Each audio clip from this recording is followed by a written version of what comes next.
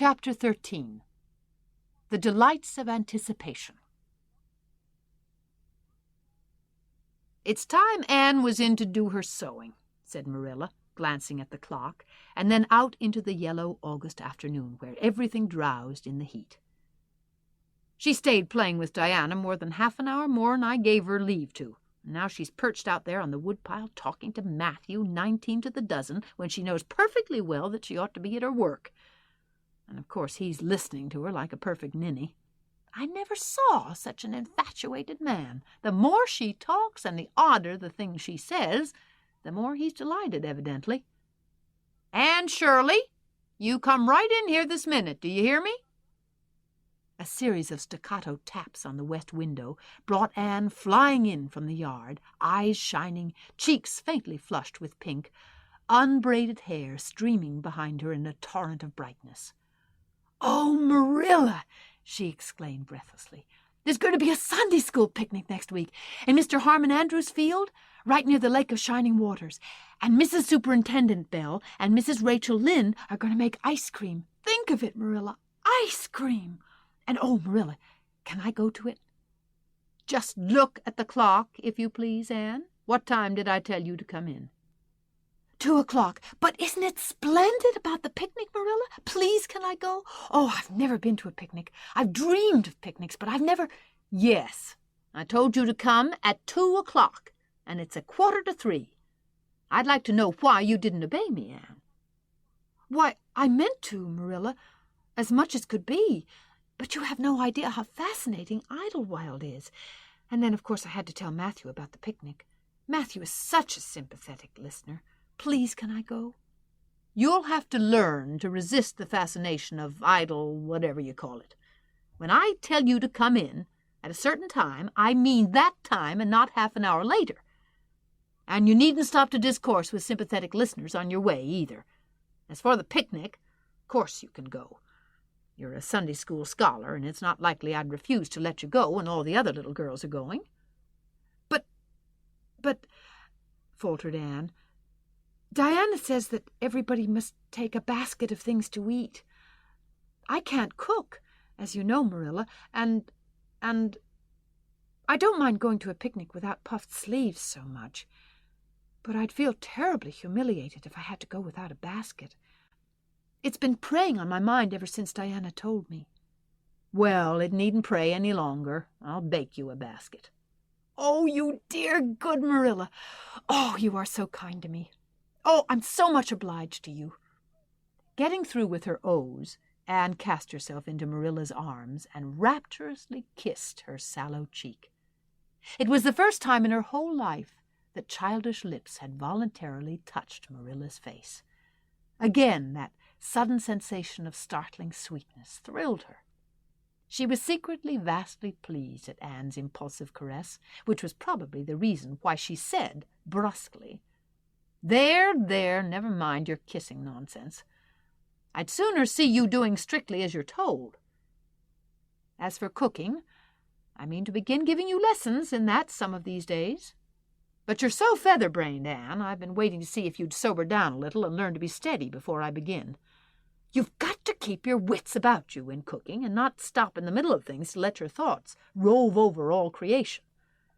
Now get out your patchwork and have your square done before tea time." "I do not like patchwork," said Anne dolefully, hunting out her work-basket and sitting down before a little heap of red and white diamonds with a sigh. "I think some kinds of sewing would be nice, but there's no scope for imagination in patchwork. It's just one little seam after another, and you never seem to be getting anywhere. But of course I'd rather be Anne of Green Gables sewing patchwork than Anne of any other place with nothing to do but play. I wish time went as quick sewing patches as it does when I'm playing with Diana, though. Oh, we do have such elegant times, Marilla. I have to furnish most of the imagination, but I'm well able to do that. Diana is simply perfect in every other way. You know that little piece of land across the brook that runs up between our farm and Mr. Barry's? It belongs to Mr. William Bell, and right in the corner there is a little ring of white birch trees. The most romantic spot, Marilla. Diana and I have our playhouse there. We call it Idlewild. Isn't that a poetical name? I assure you it took me some time to think it out. I stayed awake nearly a whole night before I invented it. Then, just as I was dropping off to sleep, it came like an inspiration. Diana was enraptured when she heard it. We have got our house fixed up elegantly. You must come and see it, Marilla, won't you? We have great big stones, all covered with moss, for seats, and boards from tree to tree for shelves, and we have all our dishes on them. Of course, they're all broken, but it's the easiest thing in the world to imagine that they are whole. There's a piece of a plate with a spray of red and yellow ivy on it that is especially beautiful. We keep it in the parlor, and we have the fairy glass there, too. The fairy glass is as lovely as a dream. Diana found it out in the woods behind their chicken house. It's all full of rainbows, just little young rainbows that haven't grown big yet, and Diana's mother told her it was broken off a hanging lamp they once had. But it's nicer to imagine the fairies lost it one night when they had a ball, so we call it the fairy glass. Matthew is going to make us a table. Oh, we have named that little round pool over in Mr. Barry's field Willowmere. I got that name out of the book Diana lent me. That was a thrilling book, Marilla. The heroine had 5 lovers. I'd be satisfied with one, wouldn't you? She was very handsome, and she went through great tribulations. She could faint as easy as anything. I'd love to be able to faint, wouldn't you, Marilla? It's so romantic. Oh, I'm really very healthy, for all I'm so thin. I believe I'm getting fatter, though. Don't you think I am? I look at my elbows every morning when I get up to see if any dimples are coming. Diana's having a new dress made with elbow sleeves. She's going to wear it to the picnic. Oh, I do hope it will be fine next Wednesday. I don't feel that I could endure the disappointment if anything happened to prevent me from getting to the picnic. I suppose I'd live through it, but I'm certain it would be a lifelong sorrow. It wouldn't matter if I got to 100 picnics in after years. They wouldn't make up for missing this one. They're going to have boats on the Lake of Shining Waters, and ice cream, as I told you. I have never tasted ice cream. Diana tried to explain what it was like, but I guess ice cream is one of those things that are beyond imagination. Anne, you have talked even on for 10 minutes by the clock, said Marilla. Now, just for curiosity's sake, see if you can hold your tongue for the same length of time. Anne held her tongue as desired. But for the rest of the week she talked picnic and thought picnic and dreamed picnic. On Saturday it rained, and she worked herself up into such a frantic state, lest it should keep on raining until and over Wednesday, that Marilla made her sew an extra patchwork square by way of steadying her nerves.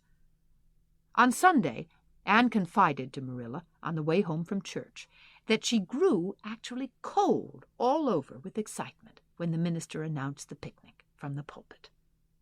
Such a thrill as went up and down my back, Marilla.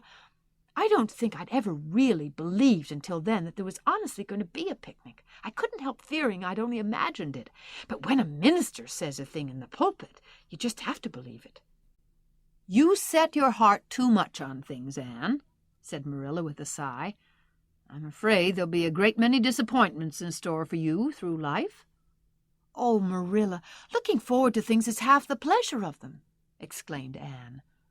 You mayn't get the things themselves, but nothing can prevent you from having the fun of looking forward to them. Mrs. Lynde says, "Blessed are they who expect nothing, for they shall not be disappointed." But I think it would be worse to expect nothing than to be disappointed. Marilla wore her amethyst brooch to church that day as usual. Marilla always wore her amethyst brooch to church. She would have thought it rather sacrilegious to leave it off, as bad as forgetting her Bible or her collection dime. That amethyst brooch was Marilla's most treasured possession. A seafaring uncle had given it to her mother, who in turn had bequeathed it to Marilla. It was an old-fashioned oval containing a braid of her mother's hair, surrounded by a border of very fine amethysts. Marilla knew too little about precious stones to realize how fine the amethysts actually were, but she thought them very beautiful and was always pleasantly conscious of their violet shimmer at her throat above her good brown satin dress, even although she could not see it. Anne had been smitten with delighted admiration when she first saw that brooch. "Oh, Marilla, it's a perfectly elegant brooch. I don't know how you can pay attention to the sermon or the prayers when you have it on. I couldn't. I know. I think amethysts are just sweet. They are what I used to think diamonds were like. Long ago, before I had ever seen a diamond, I read about them and I tried to imagine what they would be like. I thought they would be lovely, glimmering purple stones. When I saw a real diamond in a lady's ring one day, I was so disappointed I cried. Of course, it was very lovely, but it wasn't my idea of a diamond. Will you let me hold the brooch for 1 minute, Marilla? Do you think amethysts can be the souls of good violets?